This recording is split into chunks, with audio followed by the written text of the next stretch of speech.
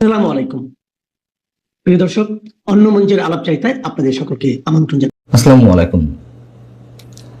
ভারত বাংলাদেশ সম্পর্ক সম্ভবত বেশ উত্তেজনাকর অবস্থায় যাচ্ছে, এমনটাই দৃশ্যপটে মনে হচ্ছে। তার কারণ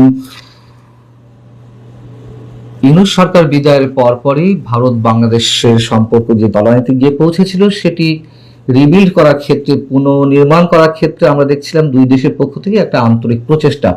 কিন্তু হঠাৎ করেই বাংলাদেশ নিঃসন্দেহে একই সঙ্গে যুক্তরাষ্ট্র এবং চীনের প্রতি ঝুঁকে পড়েছে। তার বিভিন্ন আলামতও আমাদের সামনে নিশ্চয়ই আছে। এবং অন্যদিকে আমাদের সরকারের দায়িত্বশীলদের পক্ষ থেকে যে একের পর এক ভারতকে আক্রমণ করে দেওয়া নানান ধরনের বক্তব্য, এবং ভারতে পশ্চিমবঙ্গের শুভেন্দু সরকার বা বিজেপি সরকার আসার পরপরই ভারত বাংলাদেশ সীমান্তে যে সব অংশে কাঁটাতারে বেড়া নেই তা খুব দ্রুত নির্মাণের জন্য যে নির্দেশ দেওয়া হয়েছে, এগুলোকে কেন্দ্র করে পাল্টা রিয়াকশন আমাদের পক্ষ থেকে দেয়া হচ্ছে। দুদিন আগেই আমাদের পররাষ্ট্র প্রতিমন্ত্রী বললেন যে সেই দিন আর নেই, ভারত কিছু করলে বাংলাদেশ বসে থাকবে এমনটা ভাবার সুযোগ নেই। মির্জা ফখরুল ইসলাম আলমগীর আবার শনিবার মন্তব্য করলেন যে ভারতের সঙ্গে যে সুসম্পর্ক স্থাপিত হওয়ার সুযোগ এসেছে সেটি নির্ভর করবে ফারাক্কা বা গঙ্গা চুক্তি সম্পাদনের মধ্য দিয়ে। কিন্তু খেয়াল করার বিষয়, মির্জা ফখরুল ইসলাম আলমগীর কিন্তু তিস্তা চুক্তি নিয়ে কোনো কিছু বলেননি, যেটি এই মুহূর্তে সবচেয়ে আলোচিত বিষয়। কেন বলেননি? এবং অবশ্যই আমাদের মন্ত্রীরা যে ভাষায় ভারতকে উদ্দেশ্য করে কথা বলছেন আমরা সেটিকে স্বাগত জানাই, কোনো সন্দেহ নেই। কিন্তু চোখে চোখ রেখে কথা বলতে হলে অবশ্যই আমাদেরকে সবার চোখে চোখ রেখে কথা বলতে হবে।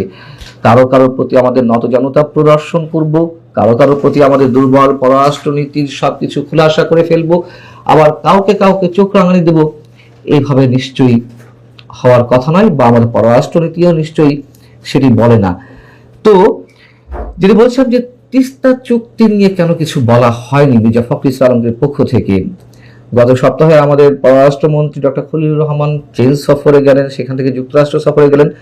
ধরে নেওয়া যায় যে তিস্তা প্রকল্পে চীন যে বরাবরই অর্থায়নের আগ্রহ প্রকাশ করে আসছে সেই বিষয়টি অনেকখানি চূড়ান্ত সিদ্ধান্তের পর্যায়ে গেছে। কিন্তু কথা হচ্ছে চীনও কি এই প্রকল্পে অর্থায়ন করবে এমন সন্দেহ অনেকের মধ্যে রয়েছে। তার কারণ বাংলাদেশ যেভাবে ক্রমশ যুক্তরাষ্ট্রের পেটের মধ্যে ঢুকে যাচ্ছে, যুক্তরাষ্ট্রের বলয়ের মধ্যে ঢুকে যাচ্ছে, নিশ্চয়ই সেই বিষয়টিও চীন খুব ভালোভাবে নেবে না। আবার চীন এবং যুক্তরাষ্ট্রের প্রতি বাংলাদেশে যে সখ্যতা বা নতজনতা প্রদর্শন করা হচ্ছে সেটিও কি ভারত ভালো চোখে নেবে? নিশ্চয়ই তেমনটিও হওয়ার কথা নয়।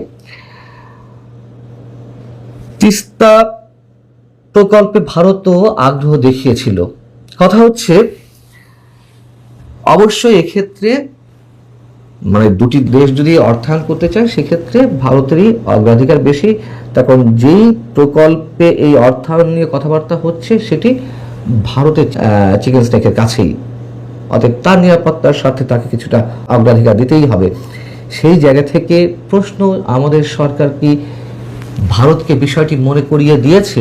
ভারত তো এমনিতেই তিস্তা চুক্তি করছে না বা করবে না, যতই মমতা থাক আর শুভেন্দু আসুক বা মমতা না থাক, তিস্তার পানি ভারত দেবে না, এটুকু আমরা স্পষ্ট করে বলতে পারি।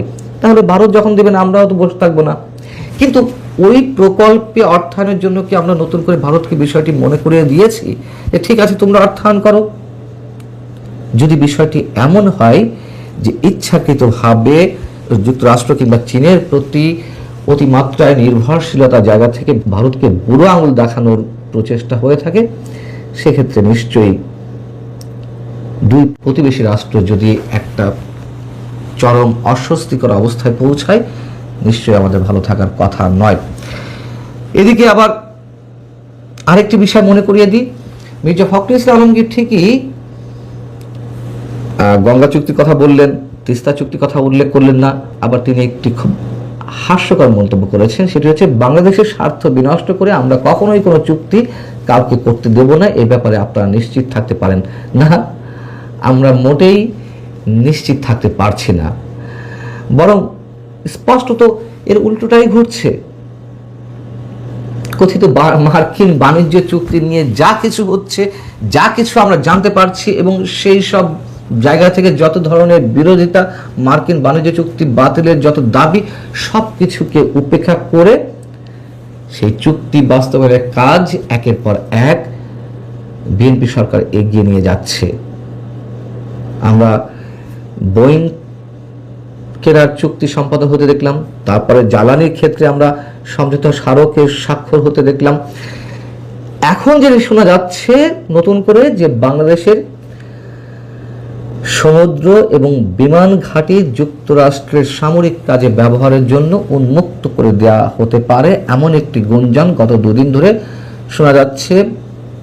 ইউক্রেন থেকে শুরু করে ভারত, বিভিন্ন দেশের গণমাধ্যমে এই বিষয়টি উঠে এসেছে এবং বেশ আলোচনায় স্থান করে নিয়েছে এই বিষয়টি, এবং এটিকে কেন্দ্র করে নতুন ভূ রাজনৈতিক সমীকরণ মেলানোর চেষ্টা করছেন অনেকে। কথিত মার্কিন বাণিজ্য চুক্তির মধ্য দিয়েই বাণিজ্য এবং প্রতিরক্ষা সমঝোতা বাংলাদেশকে যুক্তরাষ্ট্রের বলয়ের মধ্যে নিয়ে যাচ্ছে, পেরের মধ্যে ঢুকে ফেলা হচ্ছে। একথা আগেই বলেছি। নতুন করে যেটি জানা যাচ্ছে যে general security of military information agreement বা জিসোমিয়া এমন একটি চুক্তি, একই সঙ্গে acquisition and cross service agreement ACSA, এই দুটি চুক্তি করার বিষয়ে আমরা জানি যুক্তরাষ্ট্র পক্ষ থেকে গত বেশ কয়েক বছর ধরে বাংলাদেশ সরকারের উপর চাপ দেওয়া হচ্ছে। আওয়ামী লীগ সরকার ক্ষমতায় থাকতেই 4 বছর থেকে 5 বছর ধরে নানান ধরনের চাপ প্রয়োগ করা হচ্ছিল। 24-এর নির্বাচনের আগে আমাদের তৎকালীন পররাষ্ট্রমন্ত্রী আবুল মোমেন সাহেব বললেন যে নির্বাচনের আগে কোনো ধরনের চুক্তি হচ্ছে না এই পর্যায়ে, এবং তারপরে তো আমরা সবকিছু জানি 24-এর নির্বাচনের পরপরই। অতএব সেই চুক্তি এখন করার জন্য আবার নতুন করে তোড়জোড় শুরু হয়েছে যুক্তরাষ্ট্রের পক্ষ থেকে। এখন জিসোমিয়া কি? জিসোমিয়া হচ্ছে এমন একটি চুক্তি যাদের সাথে যুক্তরাষ্ট্রের এই ধরনের সমঝোতার মাধ্যমে সংবেদনশীল এবং গোপনীয় সামরিক গোয়েন্দা তথ্য এক রাষ্ট্র আর এক রাষ্ট্রকে আদান প্রদান করতে পারবে। আর ACSA, acquisition and cross servicing agreement, এটা কি? এই ধরনের চুক্তি যুক্তরাষ্ট্রের সঙ্গে যেসব দেশে রয়েছে সেই চুক্তির আওতায় মার্কিন বাহিনী খাদ্য, জ্বালানি, গোলা বারুদ এবং সরঞ্জামাদি বিনিময় করে থাকে। এখন মার্কিন বাণিজ্য চুক্তির মধ্যে রয়েছে যে জ্বালানি থেকে শুরু করে শাকসবজি পর্যন্ত বাংলাদেশ আমদানি করবে যুক্তরাষ্ট্র থেকে। আবার জ্বালানি কিংবা সামরিক সমরাস্ত্র এগুলো তার অনুমতি নিতে হবে অন্য কোনো রাষ্ট্র থেকে কিনতে হলে, এবং একই সঙ্গে আগে থেকে বাধ্যবাধকতা দিয়ে রাখা হয়েছে যুক্তরাষ্ট্র যেসব দেশের উপরে নিষেধাজ্ঞা দিয়ে রেখেছে সেই সব দেশের সঙ্গে বাংলাদেশ কোনো ধরনের চুক্তিতে যেতে পারবে না, বা সেই সব দেশ থেকে সমরাস্ত্র বা গোলা বারুদ আমদানি করতে পারবে না। সেক্ষেত্রে চীন একেবারেই ইনভার্টেড কমার মধ্যে রয়েছে, এক কথায় বলা যায়। অতএব চীন থেকে আমরা যে সমরাস্ত্র কিনে থাকি সেটি আপাতত আর কেনা যাবে না। যেই সমরাস্ত্র কেনার ক্ষেত্রে আমাদের যথেষ্ট সুবিধা ছিল, একটা হচ্ছে তুলনামূলকভাবে কম দামে আমরা এই সমরাস্ত্রগুলো কিনে আনতে পারতাম, আরেকটা হচ্ছে সহজ শর্তে এই সরঞ্জামগুলো চীন সরবরাহ করত। এখন যুক্তরাষ্ট্রের সঙ্গে বাংলাদেশের যে সখ্যতা যে পর্যায়ে গিয়ে পৌঁছেছে, চীন নিশ্চয়ই খুব স্বাভাবিকভাবে নেবে না, এবং বাংলাদেশের সমুদ্র এবং বিমান ঘাঁটিতে যদি যুক্তরাষ্ট্রের কৌশলগত উপস্থিতি বাড়ে সেক্ষেত্রে এটি ভারত এবং চীন কেউই খুব ভালো চোখে নেবে না। সব মিলিয়ে আমরা একটি জটিল ভূ রাজনৈতিক খেলার দিকে পা বাড়িয়েছি অথবা বাড়াচ্ছি। ভালো থাকুন সবাই। আল্লাহ হাফিজ।